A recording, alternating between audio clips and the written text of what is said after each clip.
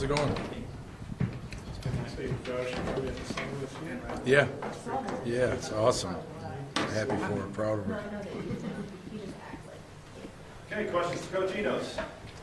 Dan, the process of giving Kyle the two reps yesterday and Cole today, what do you think of that deal and how it's going to work out today?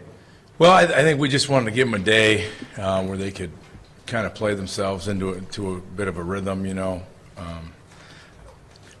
We've tried to, through the course of the fall camp, of not run them in and out every play. I think that's really hard on a quarterback. We've tried to give them 4 in a row, 3 in a row.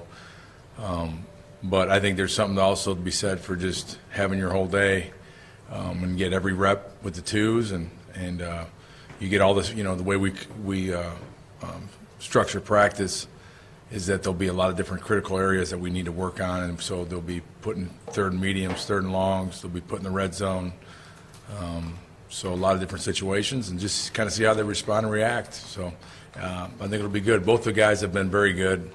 They both improved. They both, I think, will have a chance to both to be very good players. So Ty's really improved each and every cycle that we've gone through since I've been here. And then obviously Cole, you know, I have to remind myself Cole's only been here, he's only been here 1 year. He's just really learned things very quickly, and at times plays like a really mature player. And so they both have things they need to work on. They both know that, and I think it's been a really good competition. Has either guy been able to kind of separate themselves from the other? Not yet. That's what we're trying to do. That's the whole object of giving them the day. They've both been good. I mean, I think Coach B and I would feel a lot different if they were both bad. You know, that hasn't been the case. It's been a case of they've both been had some really good plays and some really good days, and neither one of them has just you know, had a bad day. You know, there's been obviously bad plays, and you would expect that when you have the ball in your hand every play, you're going to have bad plays. They all do. But they both have responded from those situations and fought through some adversity. And every day they've come in. They both are guys that are really into the meetings. They're really into practice, and there's just a lot of positives with both of them. So overall, what did you think of last Saturday's scrimmage? How great, and what do you look for this Saturday? I thought we were pretty good. You know, we've really challenged our team. The ones especially, we need to, I think, run the ball more consistently. I think that they did a tremendous job protecting the passer on Saturday, our ones, but we weren't real happy with how we ran the football, and we had a couple drop balls. I think we had 6 drop balls, and I think 2 of them were explosive plays, 3 of them were on third down, so game-changing type drops. And you know, our formula is, you know, you can't have penalties, turnovers, sacks, and drops. And Saturday we had a couple penalties that we can get rid of, we can fix, and the drop passes we got to fix. But the good news was, knock on wood, we didn't turn the ball over. And they protected the quarterback well, so we did some of it pretty good. But every day is just being physical, run the football, being physical and run the football. And it's been very competitive. Our Coach B has put us in a lot of situations versus ones and ones versus our defense where it gets very competitive, it gets very spirited, and both sides are competing to try to win every rep. And that's the life in the SEC. You got to have that SEC strain and learn how to do that on a play-by-play basis. And, you know, we're not there yet, but we're certainly moving towards that. Talking about that competition with the running backs, do you ideally see playing 3 guys or even trying to get all 4 of those guys work, or what would you like? I think 4 is tough, but, yeah, I could see all 3, you know, 3, David, Chase, and Devwell, certainly. I'm sure they all will play, and they'll all have a role. They all do things done things very well, and when we get T.J. Hammonds back, he'll be back there too a little bit, you know. So it's nice to have you know, where we were from when Riley was injured to where we're at now. Obviously, we certainly would love to have Riley back, but with the addition of David and Chase now, I think we got a couple guys that can really help us. I think that could be a position of strength for us. If Cole has a good day today, I assume Ty had a good day just based on what everybody said yesterday. you keep going with the back and forth until there's some separation? You know, I don't know yet. I haven't, Coach B and I haven't gotten that far. You know, maybe he has. I'm sure he has. I shouldn't say that. I'm sure he has in his own head, has a plan. He kind of came to me with this idea a day or two ago, and I think it's a great idea. So I'm not sure. I think, obviously, we don't want to put that kind of pressure on them where here you go, here's your day. Good luck, you know, if you don't have, they've done too many good things up to this point. So I'm sure as we move forward this week, maybe next week give them each another day as well, and then we'll see how we do the scrimmage reps. You know, on Saturday what we did is we ran, Austin Allen ran 44 plays with the ones, and then we took him out, and then we gave Ty and Cole both reps with the ones on Saturday in the scrimmage, and I'm sure we'll do something like this Saturday too. It's good to see him in those situations. You gave Cole some advice, I think it was in the spring or something, not to worry about with the competition and just to focus on yourself. You think that's going to help him with having a good day yesterday to not focus on that? I've been playing quarterback. I started playing football in 5th grade. And my first day of practice, coach put me at quarterback. And I was a quarterback ever since, and I've been a quarterback coach. So when I say that to Cole, I say that to the entire group. I think the worst thing you can do when you're in a competition is watch what the other guys do. And you can't worry about what they do. You can only worry about what you do. You know, I tell them you don't control when you go in, but you do control what you do when you're in. And so in answer to your question, that you can't do that. Every play is different. If a guy hits a post for a touchdown, you can't force a post if it's not available. You have to take what they give you, and on that your particular play, that may not be part of the play that's given to you. It may be the guy out in the flat for a 7-yard gain, but that's still a plus in my book. And again, I think guys really put themselves in a bad situation when they try to match another player or try to, hey, he made a big play, I got to force a big play. When you try to force a big play, that's usually when you force a bad play.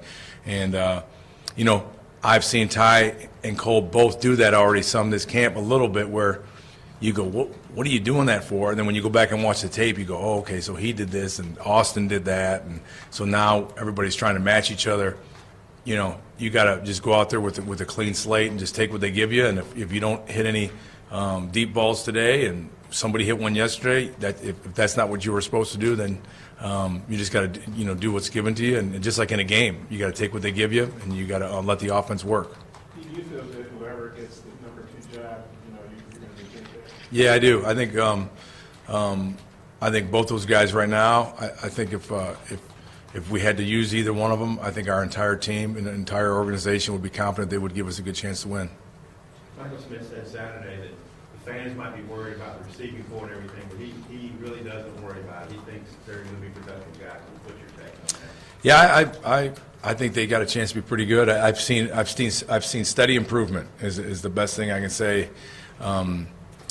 From a week ago to today, they're much better. Are they perfect? No, but you know, we don't expect them to be. We've really put a lot on their plate as far as the installation goes and what we're asking them to do. And every day we've continued to press them. Coach B wants us to press them on the mental side of the game, press them on the physical side of the game. So we're trying to do that, but we've seen steady improvement. And a guy like Jonathan Nance getting better. Coylin Jackson, I mean, that guy, he gets better every time he goes out there.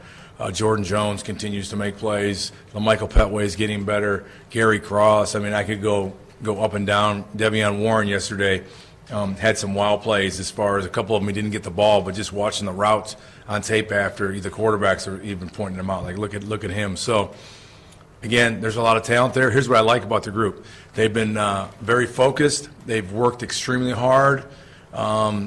And they're trying to have an attention to detail, and that's very important. How many could you play at that position? You know, it just depends. I think as a coach, you want to have 9 ready, you know, 8 ready, 7 ready. I don't know if you will ever get to that, but you want to have at least 5 or 6 guys that are ready to go and you feel good about. I think what will happen is we continue to move through practice, guys are starting to establish themselves as, hey, I'm a guy that needs more touches, needs more reps, and then at the end of the day, it all kind of works itself out. And I always allude to the example of Drew Morgan, my first year here, in our first game against UTEP. He was really the 3rd receiver in our nickel sets, and that's what he was. He was the 4th guy, he was the 3rd guy, and then he had some opportunities in that game and took advantage of them. And then the next game, we had an injury, maybe 2 injuries, and then Drew took advantage of his opportunities, and the next thing you know, he's our featured wide receiver, which going into the season, I don't think I would have said that Drew Morgan would be our featured guy. So, in answer to your question, you like to have as many ready as you can. With this situation, we know when Jared Cornelius is back, he's a guy that can be a feature guy. He can be a guy. He's been there, done that, made plays in big games and all that. The rest of them, they're going to have to continue to go out every day and earn it. And when we get into those game situations, the guys that take advantage of their opportunities will get more reps and get more balls thrown to them. Aren't you nervous that Jared's missed so much time, spring and fall? No, I think he's extremely intelligent. When I first got here, he picked up the offense about as quick as anybody, and he's like a coach. During the spring, he was out there with his scripts, and he coaches the guys, and he did a lot of installation this summer. Him and Austin together. I don't worry. I know this. He's a gamer. He's tough. He's competitive. I know when the lights come on and he's out there, he's going to give us everything he has, and I know he's going to know exactly what to do. With so many new faces at wide receiver this year, how's that trust factor between Austin and those guys? How's that developed? It's been getting a lot better. It's been really good the last, I'd say, 5 practices or so. They're getting on the same page. Obviously, we've had a lot of chance to practice and walk through and rep things, so I think everybody's getting very comfortable where they're supposed to be and what they're doing. But I would have to say I'm very pleased where we're at right now, especially compared to the spring. They did a lot of work this summer, but the stuff they're doing in camp right now, you can kind of see some chemistry between him and some of the guys. And again, the more reps we get, the more time we're out there together. I think that's an advantage for us having an extended camp this year. I got to be honest with you. I think it might be a real positive for that position. Hey, Coach, your thoughts on the elevator incident yesterday with some of these players? I'm glad I wasn't on it. That's my thoughts. That's my thought on it. Well, first off, like Dalton Hyatt was in there, so he came down to the meeting, and he was just sweatful, and he looked like I said, man, why did you get on that elevator? He goes, I was one of the first ones on, and then I couldn't get off, but I'm glad it wasn't me, so I don't think I'll be taking the elevator anytime soon, especially with 15 of those guys on there. No, he wasn't. He was, like I said, he was all full of sweat, like he had just worked out, and then we had to take about 3 to 5 minutes of our meeting just to get him calmed back down, because I think there were some tense moments on the elevator from what I hear. Brad said that through his coaching career, he's had like 20 or 30 elevator incidences, but this was the first one that was on social media. How many have you experienced? You know what? They were all talking about him last night. This might be my first. This might be my first elevator experience. Maybe we might have had one some other place I was at, but I don't remember it too much. But it was interesting. Britt's known for really stressing the walk-on program. You got to start an offensive line and change the walk-on. How important do you think the way Brett stresses that? How big is that for you guys? It's huge. You look at a lot of the storied programs around the country, and a lot of places have a great tradition of having walk-ons that have developed and become starters and become very good players. I mean, I compare it to it's very similar, to the NFL free agency. Guys that go undrafted, and then they just sign as a free agent, and next thing you know, they make the team. It happens all over the place. Recruiting and drafting is not an exact science. There's guys out there that we miss on, and there's guys out there that you can't measure what's in their heart and what's in their mind. And Coach Bielema, as a staff, he really stresses it to us to make sure that we talk about it all year long. We talk about it during the summer recruiting when we have recruits on campus. Coach B spends just as much time on that as we do a lot of the scholarship players we do, because I know he understands the importance of it. But certainly, I think we've got some very good walk-ons in our program, and since I've been here, we've had several have been put on scholarship already. So you can really add to your football team that way.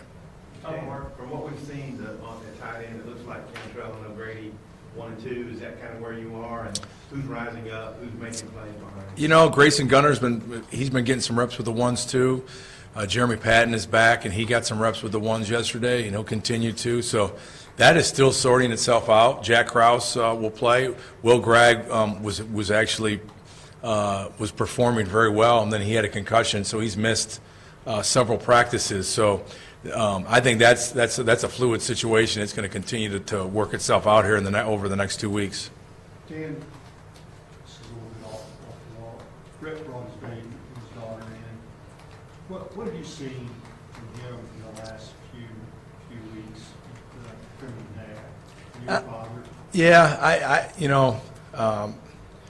Brett's, he's interesting in the fact, ever since I've been here, he's a really big-hearted guy. You guys know that. He's very emotional. He's got a big heart. He really cares about people. One thing, when I became a father, it changed how I coached. It really did. It became more of, well, how would I feel if somebody said that to my son or daughter coaching them, And then you had to think sometimes like, maybe there's a different way to approach things, and just how you interact with them, how you treat them, what you say to them. And Coach B's always, since I've been here, he's very aware of the players, and he's always, very emotional. He cares about them deeply. This is not, there's some programs I think where it's all business. You play football, and if you can help us win, you're good. And if you can't, you're going to need to move on. Brett is not like that at all. He recruits these young men, and he gets to know their families, and he cares about them, and he wants them all to be successful. But that being said, now he's even said, since he's had a child, it's even changed his perspective even more, and I think he's even more in tune with the human side of it, the families and all that type of thing. And Brett cares deeply about people. He cares about our staff. He cares about our players. And again, I know, in my opinion, that can't be said enough, because again, there's different places where you go and work, and it's pretty simple. It's like, get your job done, and that's it. Brett likes to have our kids around. My son came, he was here last Sunday all day, and I know the other coaches bring their families around, and I know it'll make Coach B, it'll make him even stronger and better as a coach, and his feelings will be even more deep-rooted on what he believes in, and I think it's awesome for him and Jen, and I know they're going to be, great parents, because they're just great people, and they both get it.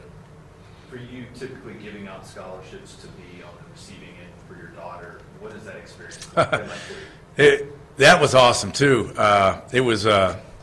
Again, you recruit people, and then when you're on another side of it, it opens your eyes. Like, for example, the AAU basketball circuit, you got to go play in all these showcases, the camps. They all want you to come to camp, just like we ask all these players to come to camp. And then you start going, well, it costs this, there. It's time and money to go all these places, and you kind of got to whittle it down, like who's really interested, who's not interested, and then you feel the pressure that she feels like when she goes to a tournament and there's all these college coaches watching, just like when guys come to camp here. You know what I mean? So it kind of, for me, it made me stop to realize when we recruit guys, and I go watch somebody play, how their family may feel, just like when my daughter was getting watched by a college coach. I wanted her to do so well. So it was a great experience, and I also know why some kids want it to end early, too. My daughter didn't even get to the end of her the summer here before her 11th grade, and she thought she had a good fit and wanted to commit, and believe me and her mother were all on board that we'd have to go around and do this all again next summer too. So